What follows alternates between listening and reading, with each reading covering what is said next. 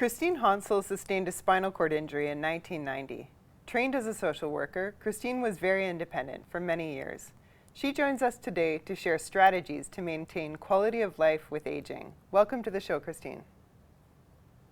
Hi, happy to be here.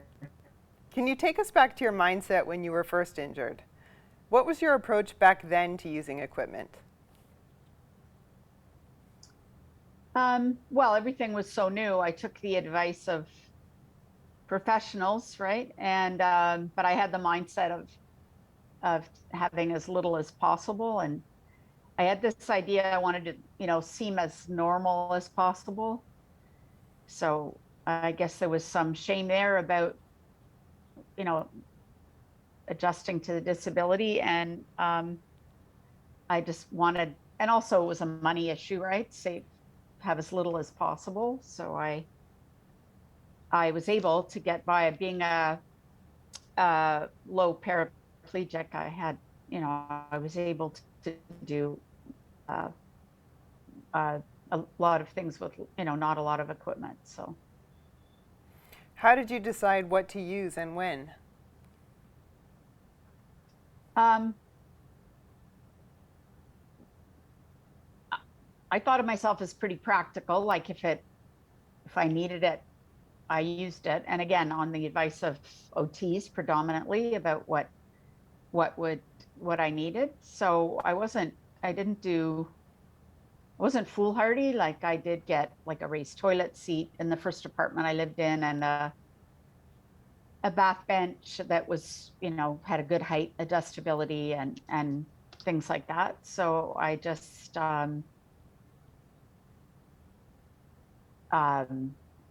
while keeping in mind, like, I still had this mindset of keep doing as little as possible, having as little as possible, but I did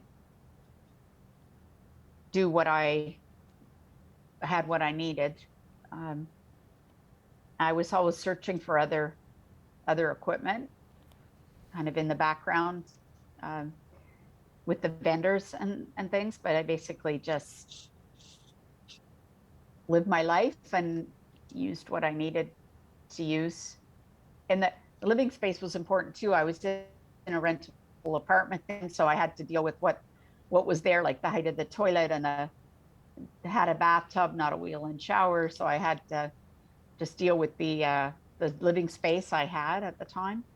So that dictated it too. And what prompted you to change over the years? Necessity, like I drove a car where I lifted myself into the driver's seat and then took apart my chair and lifted it over my head. That started to take its toll on my back and my shoulders. So I got a vehicle that had a lift for the wheelchair. I still had to transfer myself in manually. And now with what's been happening with my shoulders, I'm going to need a van with I'm not sure yet. I'm just in transition, but I'll need a van where I don't need to probably not transfer into the driver's seat, but will drive from a wheelchair. So just adapting to my body. I'm gone from doing intermittent catheterizations to a Foley right now, and that probably I won't go back to intermittents just because of transferring to toilets. It's too hard on my shoulders now. So just having to adapt as necessary. Again, living space. I bought my own house 20 years ago, and I was able to adapt it. It had to be gutted anyway to make any accessibility. So I built in a lot of accessibility that has actually aged very well with me. But I have like the pull down shelves in the kitchen, and bigger space in the bathroom. Now I'm going to have to adapt it for a wheel-in shower, but amount of space I have in my bedroom and in the bathroom has allowed of like adapting to using a power chair sometimes. And so it's seems to come down to just space often too. But yeah, I put a lot of thought and I had a lot of advice about the renovations I did when I moved in, and it's actually, they've aged quite well. So And what has made the biggest difference to your well-being now? Well, I am dealing with a lot of challenge at the moment. I have a pressure wound I've been dealing with for quite a while. So um, I guess acceptance and mindfulness to cope with this, and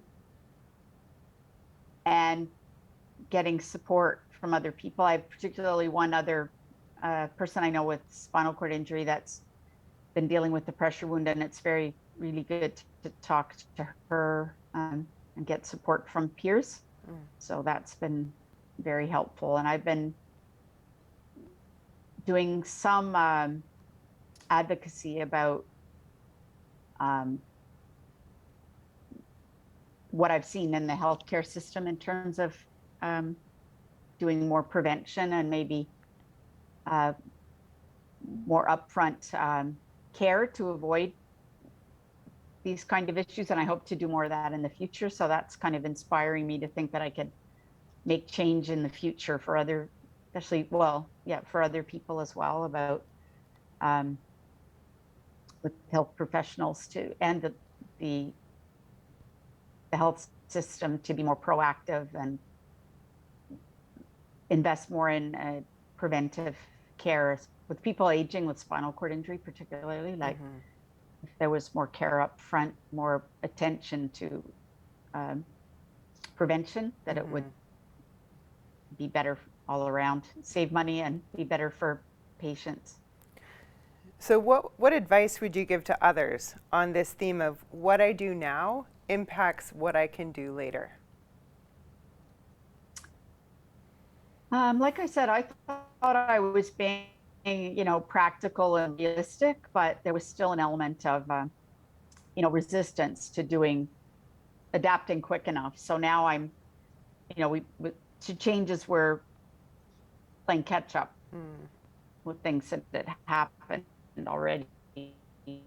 So I'd be more proactive. I know it's easy when you have a chair and you just keep using it, to take a hard look maybe at, okay, and ask professionals, like, is this the equipment I should be having right now? Is there something I can be changing? We just get where, well, I've used this for 10 years, I'll just keep using it. But maybe a evaluation, just really kind of taking a fresh look at what you're set up and saying, really, is this for the best? And is there something that I could be doing to avoid talking to peers? I think is really important, which I didn't have access to that enough around issues of aging. So because I would listen to a peer more than a professional around, this, don't do what I did, or this is not, this didn't go well for me.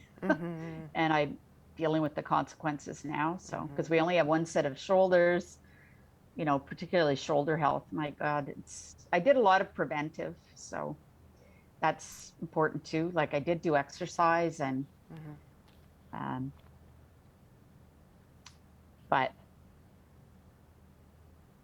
listen to your body. I guess that's the other piece, is really like, I tend to tune out my body just because of pain and, again, some shame, or still some issues accepting my disability. So it's easy to just kind of tune out. And it's like, well, no, if I'd listened to my body about how sore my shoulders were getting before I ended up in trouble. So being caring and accepting towards our bodies so that we treat them well